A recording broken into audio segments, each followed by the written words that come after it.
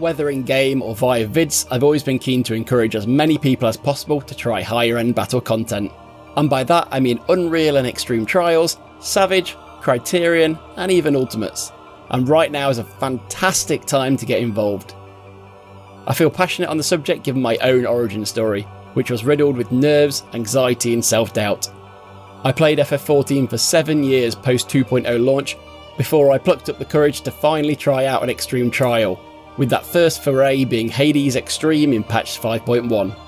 I'd convinced myself for the longest time that I didn't want to do higher end content, but under the surface the truth was my day-to-day anxieties were getting the better of me, and I greatly feared wasting other people's time and or being ridiculed by others if the horrific picture painted by a vocal minority of the normal Party Finder experience turned out to be true. It's not, by the way.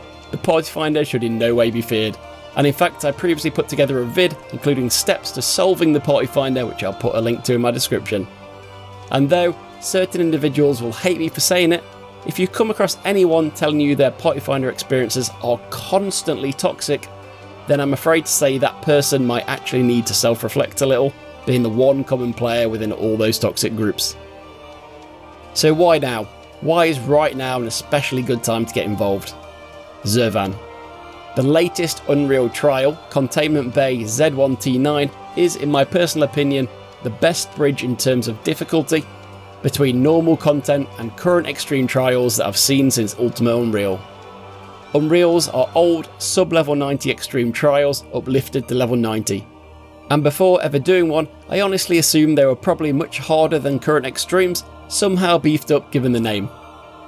This isn't the case, and rather they really demonstrate how extremes have increased in difficulty over the years, reflective of the skill level of the player base increasing. Zurvan is a product of older times, initially a level 60 trial released over 6 years ago, and with that lower difficulty it provides a perfect stepping stone for those curious to try in order to build their courage up for a modern day extreme.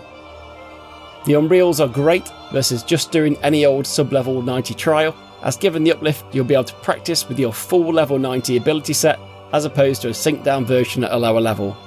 Also, it has great current rewards via the Faux Hollows system, offering mounts, minions and cosmetics, which can be sold for millions a gil.